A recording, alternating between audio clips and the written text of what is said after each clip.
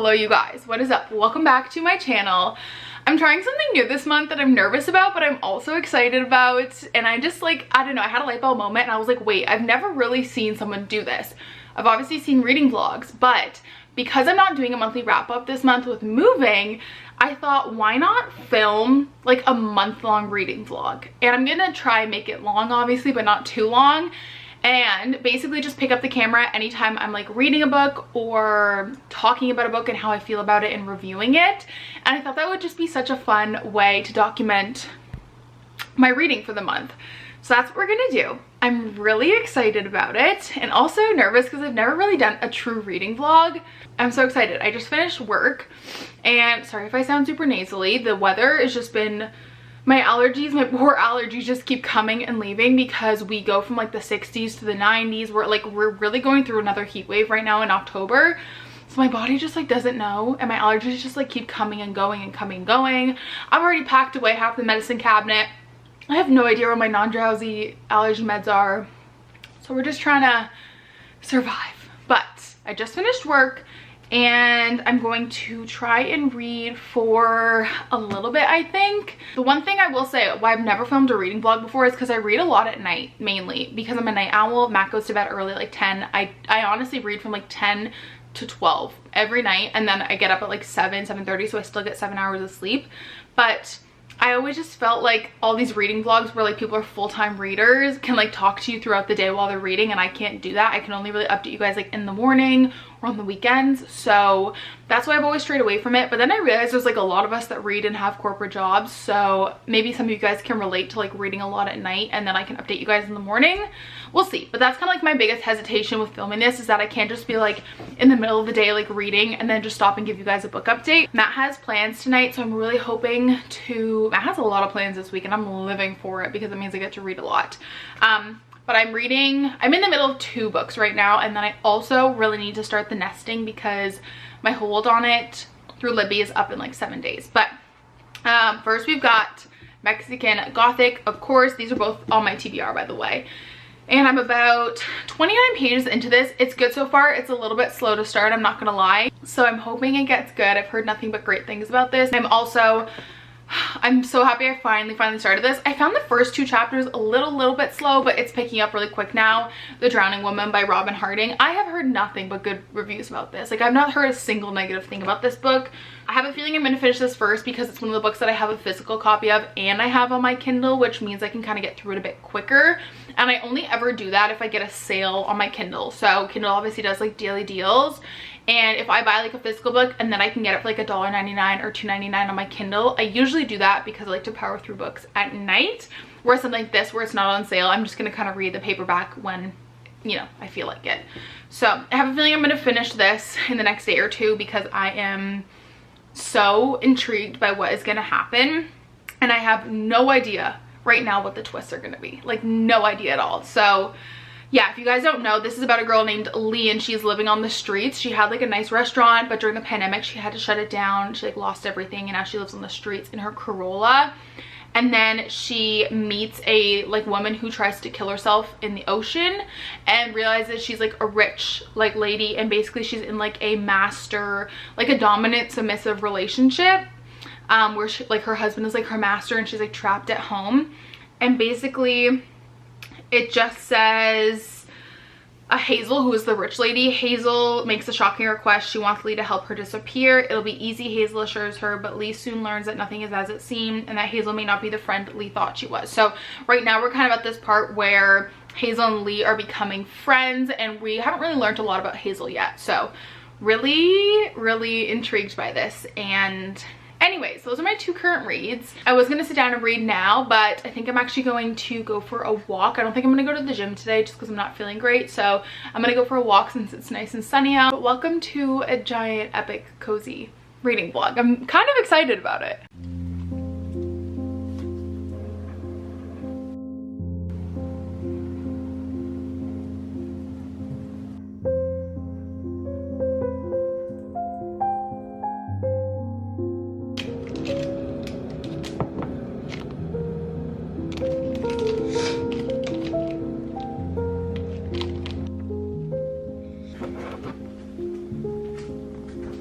I've tried to start this like 3 times, but my allergies, I just keep sneezing. I just had a coffee and then I just made a tea because I wanted something warm. And last night was divine. I literally sat on this couch and read the whole night. It was great. I took Stella to the dog park at like 5. I ordered some takeout. I ordered fattoush and I sat on the couch for 3 hours straight and read. And then I went and got in bed and read for another like 3 hours. Like it was my dream. I mean, I love spending time with Matt, but it was like my dream evening. And I think that shows like how I read so much. Obviously that's not every night. It's like maybe once every, I don't know, 2-3 weeks that I get to just sit on the couch all evening and read because we have to make dinner and, you know, do all that stuff. But it was really, really nice. And I ended up finishing The Drowning Woman. And I have some thoughts. I'm gonna give it 3.5 stars. It was good. I loved the first half. The second half went really downhill for me. I don't like when the twist is revealed like halfway and then there's no other twist. Like if the twist is revealed halfway to me, I'm reading the second half of the book like furiously hoping there's like one more twist and then there isn't and it's kind of like, oh, like that's it. And I just found it was one of those like popcorn thrillers where it was so over the top. And I mean, the first half was like amazing. It's told in 2 POVs. It's told in Lee's POV and then Hazel. The first half was awesome. And then it just kind of, even like the first like 2/3 were really good. And then the last third I just was really disappointed with. But honestly, overall, like, I mean, people on BookTube and BookTok say this, but like 3.5 stars isn't a bad review. I would still like recommend reading it if you can grab it at the library or something like that. But it wasn't like the 5-star read I was expecting. And that could just be me too. I feel like I'm very, very harsh on my thriller ratings because I need something very specific from a thriller. So anyways, it was good. It just wasn't amazing. And then I did get, once I got into bed, so I finished that on the couch, watched some YouTube, and then when I got into bed I read, I think 2 more chapters of Mexican Gothic. I'm on chapter 4 now. It's definitely a slow burn to start, I will say. It is a bit slow. I'm just waiting for it to pick up and I know it's gonna pick up, so I'm not gonna put it down, but it's definitely a little bit on the slow burn side to start. Once the lights were off, because Matt can read like a few pages of his book before he gets tired, I switched to my Kindle and I started this book. I got like 30% of the way through and I never finished it, and I'm really trying hard to finish books that I've started. Now I'm at 62, so I read like 30% last night. I think I stayed up till, I don't know, like midnight. I kept reading, can you see it, Butcher and Blackbird. I am loving this book. This kind of gives like the Mindfuck series vibes, but I hated the Mindfuck series. Like I couldn't stand it. This is way better done and it's a bit different, but kind of like the same principle. It's actually a trilogy, the Ruinous Love Trilogy. So I'm really excited to see how the other books, like if they're about different characters. It's described as a dark romantic comedy, and it literally says a friends to lovers dark romantic comedy full of murder, chaos, and spice, unlike anything you've ever read before. Every serial killer needs a friend and every game needs a winner. This is about Sloane and Rowan, and they're both famous serial killers, but they only kill the bad guys. So I don't know, would you describe them as like good serial killers? I don't know, but they only kill like bad people, like pedophiles and stuff. Basically this book takes place, or so far it takes place over the span of a few years, and every year they meet up in August and they try and find a killer first, like in a certain area. So like let's say West Virginia, like they're going to West Virginia to try and find like the killer in the area that's like on the loose. And then there's like a lot of tension and it's so good. It's like, yeah, like enemies, friends to lovers, really good banter. I'm loving it. I really have not been in a romance mood recently. I've really struggled. I just feel like every romance feels the same, but this is so unique and so, like, I'm having so much fun reading it. I just can't put it down. So I'm hoping to maybe finish this today or tomorrow. We'll see. I do plan, like, because I'm just like not feeling the greatest and my allergies are bad, like as much as allergies aren't like you have a cold, it's still important to me at least to like relax and rest. So I'll probably get a lot of reading done in the next few days compared to like in a week or two. But also watch me literally split this video up after like a few books because it's gonna get so long. We'll see.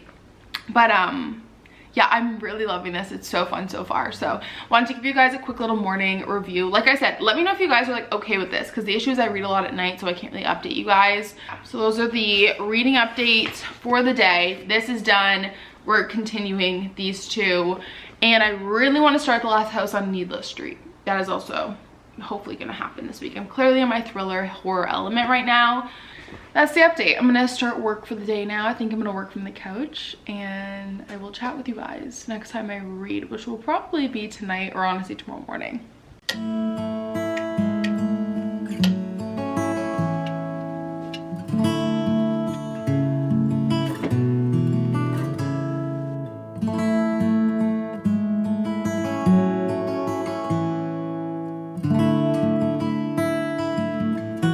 Here is the little nighttime setup. You can probably hear Stella rolling in the background because this is her witching hour.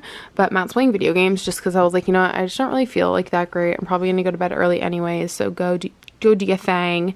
I've got a Neocitrin, which, guys, I'm so weird. Someone has to tell me that they feel the same. But Neocitrin is like hot lemonade, and it's so good. And I honestly look forward to drinking it when I'm not feeling well. So,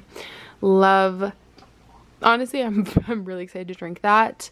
And here's the setup. We've got a candle. This is like my very stuffed TBR, and because I'm starting to pack my books, these are kind of like the only books I've left out. We've got my current read here, some other books I want to read, and then phone, the Kindle, the Kobo. I really need to start reading this book because it's due back at the library in a few days. But the thing with Libby I find is hard is that I'm a mood reader, so like I'm not in the mood to read this right now, but I kind of have to, you know? And then I have all my physical books here. So I'm trying to decide what I'm in the mood to read. Do I want to have the lights on? I'm gonna try and finish this. I'm at 62%, and I'm sure the Neocitrin's gonna knock me out, but I think I can finish this today or tomorrow morning.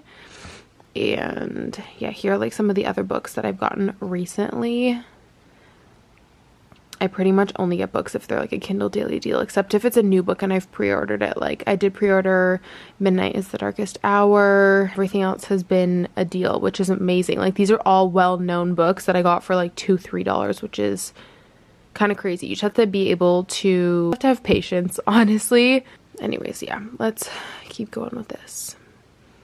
I'm also very much obsessed with these vintage oldies playing in another room ambiances on YouTube. They're just, I don't know, they're so good because they're not super, it sounds like it's in another room, so I can focus a bit better.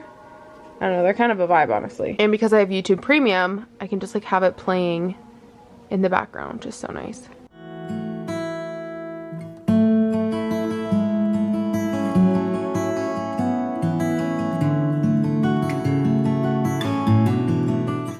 Oh my god, we need to talk because I'm just like at a loss for words. First of all, I sound congested. It's fine. It's also like 7:30 in the morning, so hopefully the quality's okay. It's also very gloomy. It's supposed to rain the next 4 or 5 days, and I could not be happier, honestly. Like, I am so excited. I have a little light on, and I just reread the last 2 chapters because I wanted to just like relive it. I already want to reread this book. I think this is my favorite romance book of the year. Like, hands down. Hands down. Oh my gosh. Oh my gosh. It's so good. I'm so glad I decided to film a reading vlog and reading this. It was so good. I don't think I mentioned this, but it is on Kindle Unlimited, which is great. And I ended up giving Butcher and Blackbird a 4.75 star. While it's not a perfect 5, it's definitely my favorite romance book of the year because, listen, I'm not gonna lie, I'm kind of tired of the Kindle Unlimited books, okay? I'm kind of tired of the friends to lovers, fake dating. I'm just like tired of all those tropes. I really want to dive deeper into more, well, ironically it's not literature, but like literary romance and fantasy romance, because I'm just really sick, honestly, of the repetitiveness of like Kindle Unlimited romance books. Like, as much as they're all different, they're not. And I'm just like tired of the insta love and like all that. This is so good. It is a dark romance, but it's so well done. This is what I wanted the Mindfuck series to be, and it wasn't for me. This was so good, you guys. Oh my gosh. Oh, it was just so good. I did not see the twist coming. A lot of people on Goodreads said they did. I didn't, honestly. banter was so good, the spice was so good. It's also a Canadian author, I found out, which is amazing. The only reason it's not a perfect 5-star is that I felt like I lacked a little bit of connection with Sloane because we didn't get any of her background. It almost seems as if there was a bit of SA at some point in school, and obviously I didn't want that scene, but I wanted to just get to know her a bit more and her upbringing and stuff and why she is the way she is. And so I felt like I lacked a little bit of connection with her at some points, which is why I'm just gonna give it a 4.75 stars, or I'd give it like a 4.8 honestly, but otherwise it's perfect. I just feel like I lacked a little tiny bit of connection with her, but this is so good. Like, please go read this right now if you like dark romance. I think the plot is just so unique. Like, 2 serial killers, rival serial killers. It's just so genius, and I need the second book now. And I think each book is gonna be about a brother because Rowan has 2 other brothers, so I think each book is gonna be about a different brother. And the first brother, he also kills, so it'll be interesting to see. It says on her website it'll be out in 2023, but there's like no record of it on Amazon or anything, so I'm curious to see when it comes out. But oh my gosh, everyone go read this book. It was so good. That was a great way to end last night because I was feeling like absolute garbage. But now I need to figure out what I want to read. I really want to make a dent in this, The Unfortunate Side Effects of Heartbreaking Magic, because I'm loving it. And maybe now that I've like read a romance and I'm kind of in the vibe, I could keep going with this. But I started this and it wasn't that I didn't like it, but I was just like in more of a thriller horror mood, and I still very much am. So I don't know how many more books I'm going to finish in this video, but it just so happened I filmed this one like Matt has all these plans and then I'm feeling under the weather, so I just want to relax, which is awesome. I'm not complaining. But yeah, yesterday Matt came home and was like, hey, can I game tonight? Or he'll usually say like, FYI, I'm gaming. And I was like, yes, 3 nights in a row. And honestly, once you like live with your partner for so long, like Matt could play video games Monday through Friday and I wouldn't really care because I always spend so much time with him on the weekend. So I'm really getting so much more reading in than usual. Like, please understand this is not normal. Like, I can finish a book in like 3 to 4 days, but like 1 to 2 days is like a bit abnormal for me and how busy I've been. So that is definitely not normal, but it's just because I've had a lot of free time on my hands and clearly my allergies are kicking my ass. So I am going to, I don't know if I want to read for a little bit this morning. I might take a break because I don't want to throw myself into a reading slump or anything, and I'm just like not really in the mood to read this morning. So I think I'm gonna watch some booktube though and kind of hang out, and then we'll probably read a little bit tonight.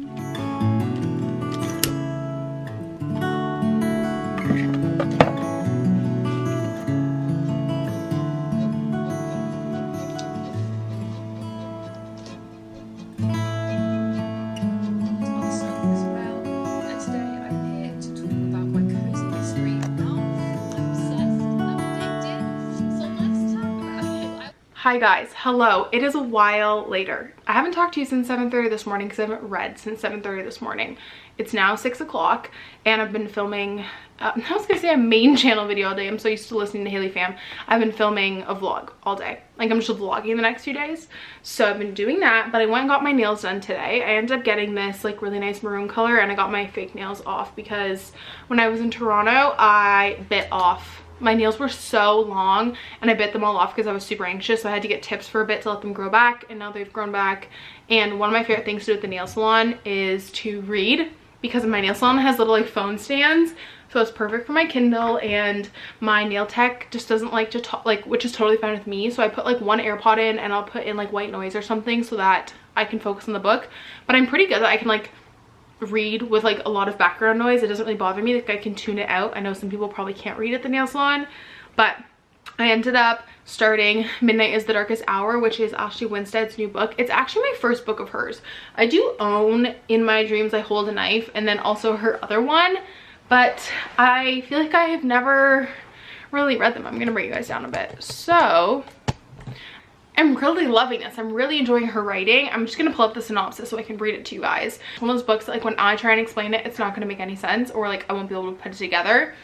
But this just says it is a gothic southern thriller about a killer haunting a small Louisiana town where 2 outcasts, the preacher's daughter and the boy from the wrong side of the tracks, hold the key to uncovering the truth.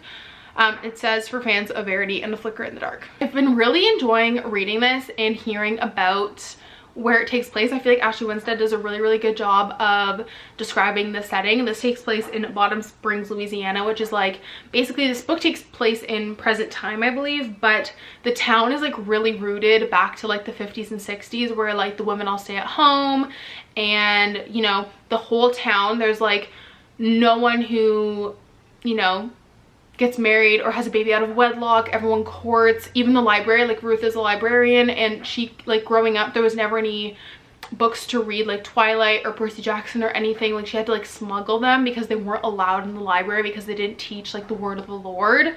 And it's been really interesting to read, and I've been really enjoying how Ashley Winstead like creates such an atmospheric setting. And then one of the other big elements of this book and this town is the low man, which the word is slipping my tongue, and I'm gonna be editing this and I'm gonna realize what I meant. Not like a folklore maybe is the right word, like a, not a fairy tale, but like a make-believe, like, oh my gosh, what's the word I'm looking for?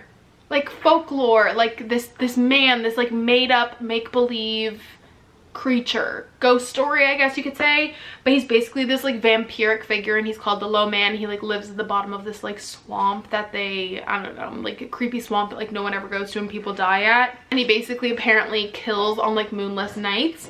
That plays a really big element too, and like kind of like the ghost story of the Low Man, so it makes the perfect book for spooky season. So yeah, I'm really enjoying it so far. Every review on Goodreads has said that the ending is just like mind-blowing, so I'm really excited to get to that. I'm at 30%. I'm telling you, when I have my headphones in and like the white noise is playing and I'm at the nail salon for like an hour and a half, I can like power through a book. So I'm really excited to read this tonight, like so excited. Like I'm so excited to go to bed and keep reading. So I'm hoping I can finish this in the next few days, but that's kind of where I'm at. Matt's making dinner. I'd love to read, but I actually have to do a grad school assignment that's due at midnight that I haven't started yet. So I've got a big glass of skeleton wine, and that is the update, my cozy little reading corner. So I'm really excited to keep reading this, and that is the update. And we'll see what else we get up to in this vlog.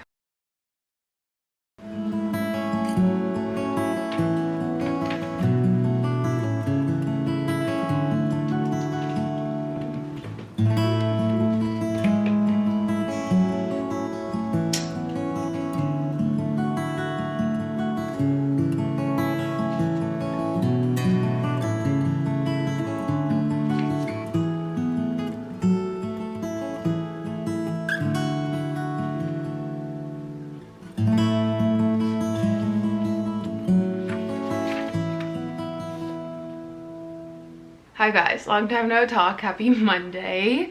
We're having a very cozy day clearly around here.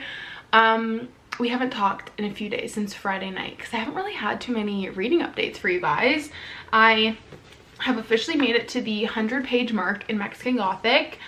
Still pretty slow, but I am determined to finish this book, and I'm sure it will start picking up soon. And it's only a 301-page book, so it's got to start picking up before 1/3 of the way through it, because the back, like this whole last bit is all just like discussion questions. And so that's the update on that. But I do have some reading updates. Saturday I brought my Kindle to Matt's parents for Thanksgiving. I forgot it there, so then I had to charge up the good old Kobo. I haven't used my Kobo in a few months, honestly, because I haven't had any holds. In Canada you cannot, well, you can if you do like a I don't know, like normally you can't get Libby on your Kobo in Canada. I know people do. I don't know how they do it. Probably like they switch their Kindle to a US, I don't know. Anyways, I have a Kobo for strictly like just library books, but I haven't had any holds come up in the last few months. But Saturday evening, my hold came through for Home Before Dark by Riley Sager. And so I started that, and I ended up getting to like 50% Saturday night. I read from like 9 p.m. to like 1 in the morning. I could not put it down, and then I ended up finishing it last night. Like, we've done so much relaxing this weekend. This is like not a normal reading weekend for me to like finish 3 books in the span of like 4 or 5 days. Anyways, I read that, and here are my thoughts on that. I gave it 2.75-ish stars. It wasn't my favorite Riley Sager book at all. It just like fell very flat for me, and it didn't scare me at all. Anyways, this is about Maggie and her parents, and they moved to Banbury Hall, which is like a haunted, well, they didn't know it was haunted, obviously. They bought the house, you guys know how it goes. It was haunted. They were there 3 weeks before they fled in the middle of the night. Her dad decided to write a book about it called House of Horrors that like went like New York Times bestseller, super famous. And then you get to like today, like modern times, and her father just passed away, and in his will or deed she gets the house, but she didn't realize they still owned it, and so she goes back to try and figure out if her dad's book was like fact or fiction, because she doesn't really believe that it's true. You guys know I don't usually like past present timelines, but the past timeline was actually better than the present timeline in this book I found, and it's actually written from the perspective of the book, so it's like a book in a book, which I love. So the present timeline is Maggie going back to Banbury Hall and kind of trying to solve the mystery of why it's haunted. The past timeline is when her and her family moved in, written from the perspective of her dad writing the book. So honestly, I just didn't find it spooky. I found the first half really, really good. I couldn't put it down, and the second half just fell flat for me. I didn't like the twists, and I didn't really like the ending at all, so that was a bit of a bummer, and it just didn't really scare me. So yeah, I didn't love it. Honestly, if it was just the past timeline, I would have given it like a 4-star, but I just didn't really find I clicked with Maggie in the present timeline. I didn't really like her. I find thriller and horror books, it's really hard sometimes to connect with the characters, since they're not like always the driving force of the book. It's not always character driven, it's usually plot driven. So anyways, that's my thoughts on that, and I just returned that on my Kobo. But otherwise, I am about 50% of the way through Midnight is the Darkest Hour. I don't know if I'm gonna finish another book in this video, because I mean, as of right now, we finished 3 books, which is really, really great. I ended up actually picking up the physical copy of Butcher and Blackbird because I really just wanted to support the author, and I loved it, and I honestly want to reread it. Like, it's definitely in my top 5 favorite books of the year. So I ended up picking that up because I definitely know I'm going to reread this like every spooky season for sure. So anyways, I'm going to try and read a little bit more of Mexican Gothic today, but I just want to give you guys a little bit of a reading update. I might spend a little bit more time reading today, but I also do have to get a vlog up. And happy Thanksgiving Monday if you're in Canada. It's been a really, really nice, relaxing, long weekend. We're having dinner at my parents tonight, and then maybe I'll get some reading done this evening. But 3 books is still really, really good for a reading vlog, I think. Maybe we'll get this done, maybe not. I'm getting a little confused with this, I'm not gonna lie. There's just a lot of characters. It's like a, you know, small town murder mystery thriller, whatever. And there's a lot of stinking characters in this book. And I feel like it's one of those books that like I started reading it, when did I get my nails done? I started reading it Thursday or Friday? Friday? And then I didn't read it at all Saturday or Sunday, and then I picked it back up this morning a little bit, and I was so confused. Like, it's one of those books that you can't really put down because I was so lost after not reading it for 2 days. I forgot like half the characters. So I gotta try and get back into the swing of this, but that is my reading update for this very, very gloomy Monday. Okay, you guys, I have some really fun book mail that one of you guys sent me. I'm so excited about it. I've been waiting to open this for the video. I'm so excited. This is from Dreamy Haven. I will have their links down below. I'm assuming it's like, yeah, an Etsy shop. How cute are these business cards? This is literally so sweet. I'm so excited. I feel like bookmarks is that one thing you can never have enough of because they end up in so many different books that you like lose them. These are so perfect for fall. This candy corn one, love it. Nice fall foliage. Some pumpkins. Obviously, this is my favorite with the pumpkins and the bats on it. I love this one so much. I mean, I love them all, but... And what's in here?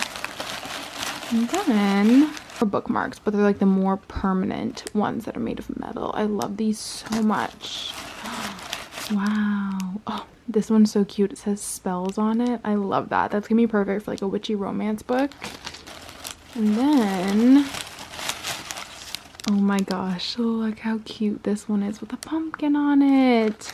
Thank you so much. Like I said, I will have her Etsy shop linked down below for you guys to check out. Excited. I'm gonna put my bookmarks, these ones for now. I'm gonna wait to open these ones, but I'm gonna put these in my little ghosty bookmark mug.